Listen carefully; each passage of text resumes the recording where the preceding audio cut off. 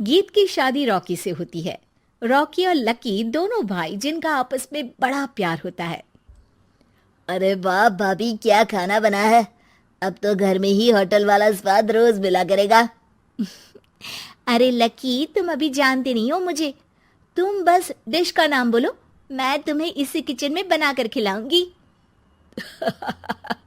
चढ़ा रहा है तुम्हें ये, और तुम भी ना। गीत रॉकी के छोटे भाई को दोस्त की तरह मानती। वो रॉकी के साथ उसकी भी जरूरतों का ध्यान रखती। लकी, ये रहे तुम्हारे कपड़े, धोकर प्रेस करवा दिया है, अलमारी में सजा लो। अरे रख दो ना भाभी अलमारी में भी। हाँ हाँ, सब भाभी करेगी तो तू क्या करेगा। रहने दीजिए ना माँ जी, शादी हो जाएगी तो खुद ही सुधर जाएगा। अरे रहने दो यार, तुम दोनों मेरे कपड़े यहीं पे रख दो। एक कपड़े अलमारी में रखने को क्या बोल दिया, शुरू हो गई। एक दिन, रॉकी सुनिए ना, कल जल्दी आ जाना, मुझे मायके जाना है, या सुबह छोड़ दीजिए और शाम को लेकर आ जाना। अरे नहीं नहीं, कल तो बिल्कुल पॉसिबल नहीं है, कल मीटिंग है। तुम लकी के साथ चली जाओ ना, और उसे कह देना कि शाम को लेकर भी आ जाएगा। लकी भाभी को लेकर मायके जाता है, शाम को लेकर भी आता है। आते वक्त, लकी, तुम्हारे लिए मैंने एक लड़की देखी है, बहुत सुंदर है। अच्छा, क्या बात है भाभी, मुझे भी दिखा दो। और उससे भी पूछ लो कि मुझसे शादी करेगी ना। इतनी सुंदर होगी तो मुझसे क्यों शादी करेगी भाभी। अरे वाह, क्या बुराई है तुम में, इतने अच्छे हो दिखने में। हाँ, बस अपनी भैया से थोड़ा कम हो। हाँ भाभी, आपको तो भैया से अच्छा कोई लगता ही नहीं है। लकी, तुम्हारे भैया हैं ही लाखों में एक। रात में दोनों घर आते हैं, लेकिन थोड़ी ही देर में उनके घर रॉकी की मौत की खबर आती है। हे भगवान, ये क्या हो गया। मेरा बेटा मुझे वापस कर दो। सब मिलकर माँ और गीत को संभालते हैं।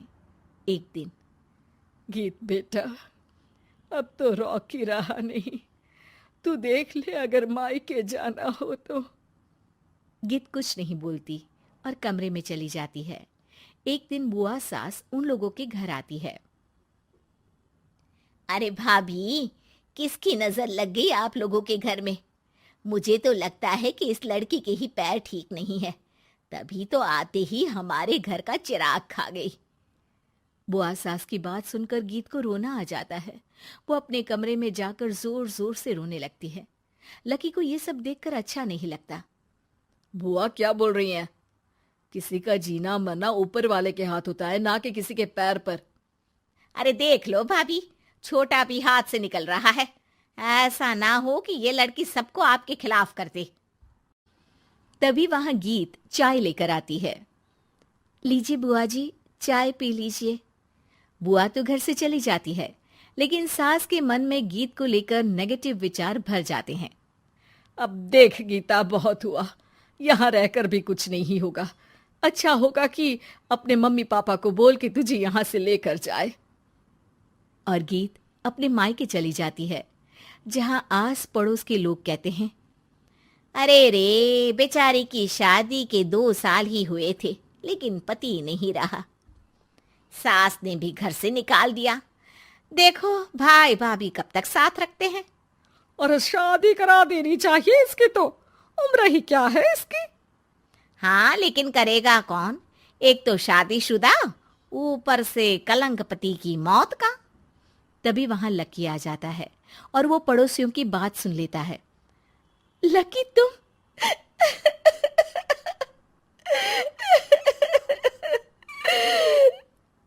भाभी, ये जमाना आपको जीने नहीं देगा। लेकिन आप चिंता मत करना, मैं आपको आपके हिस्से की सारी खुशियां दूंगा। लीजिए, माँ ने आपका ये बैग भेजा है। इसमें आपके जरूरी सामान है जो वहीं रह गए थे।